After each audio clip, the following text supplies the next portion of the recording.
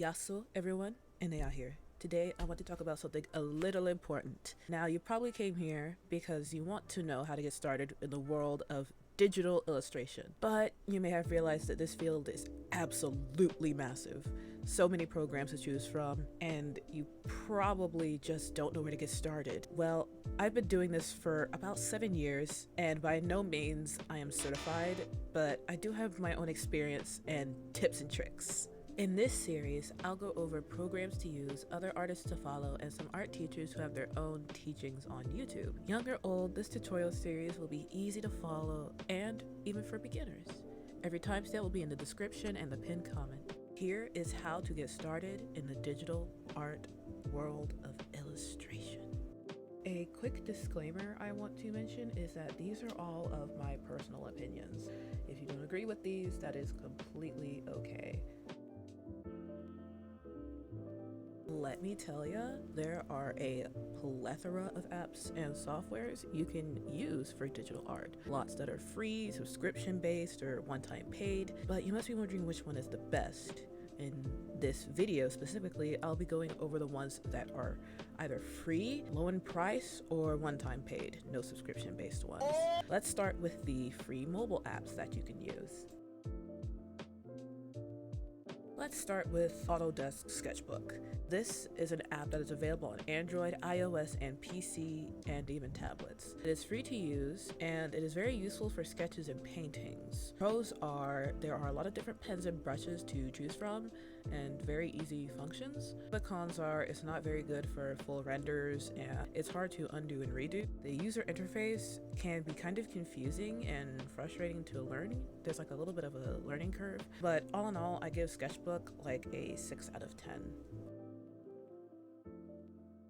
Ibis Paint X, probably the most popular, if not at least in the top 10 of the most popular apps to use on any device. It can be used for illustration, photo editing, and sometimes even animation somehow. It is available on Android, iOS, and not PC, but you can use an emulator. It is free with in-app purchases and is very useful for photo editing, full drawing renders, and so much more. Pros are that it's very user-friendly interface, and it's a lot of options and brushes and many tools and layers to work with.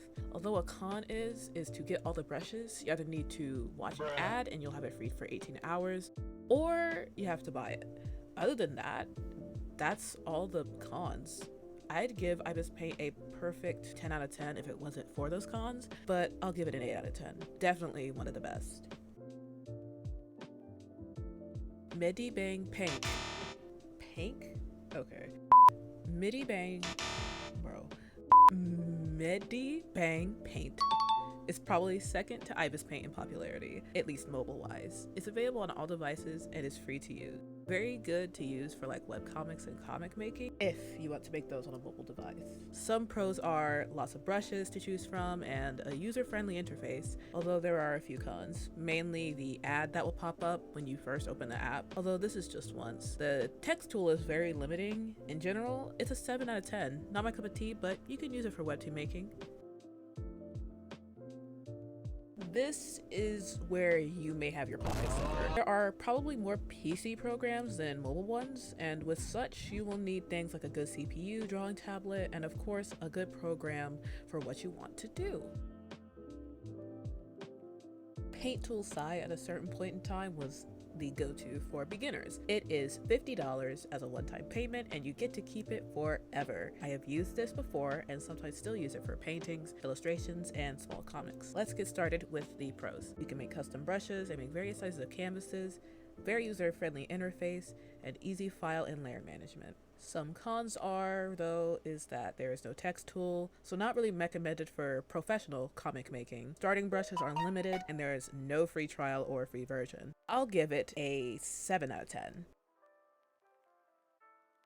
KRITA is a free-to-use app for illustrations and is very good for beginners. It's available on all types of operating systems, including Linux. I have used KRITA many times and find little wrong with it, so starting with cons is easy. Hotkeys or shortcuts can be very confusing, as some are not what they are on many other softwares, and at first can be very confusing to learn how to use. Now for the pros. Despite being hard to use at first, the interface is very organized and not cluttered, and you can organize it however you want very freely. There are many types of files you can export in KRITA, and even supports animation. There are easy layer management and lots of options for layers and your tools, as well as very wide variety of brushes that also have cool effects on them. I could easily give KRITA a 9 out of 10.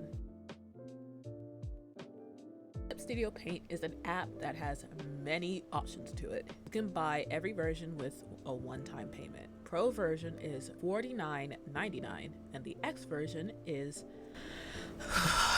$219. Now to compare both will take a while, so I'll talk about the version that I use all the time, X. I use CSP for almost everything. Why? Well, it has about everything. It is available on Mac and Windows and supports illustration, comics, animation, and photo edits. It has a specific option for all and is, in my opinion, more useful than Photoshop. Here are the cons. It can lag if you don't have a good CPU when you use bigger canvas sizes. When exporting animations, it doesn't allow transparency in some options like GIF and movie, and at first, the interface may be very overwhelming. Pros are mainly, yes, they do have a free trial version, but you can't save on it. And the sales of each version will price drop sometimes. A very positive community and the options to get free and paid brushes from the App Store. 3D models for posing and backgrounds are available to use, and many shapes and ruler tools are available. In general, I would give it a 10 out of 10 if it wasn't for the price, but I'll give it a 9 out of 10 because it was definitely worth the cost. Now, I would talk about Photoshop, but it's subscription based and I pirated it. So I don't recommend it though, in my opinion, just from prices. I hope you enjoyed this little video. I guess it was kind of a review of softwares. This is the first in the series, and I'll be making tutorial videos on how to use some of these. Until then, see you next time, my Billies and Nannies. Stay goated.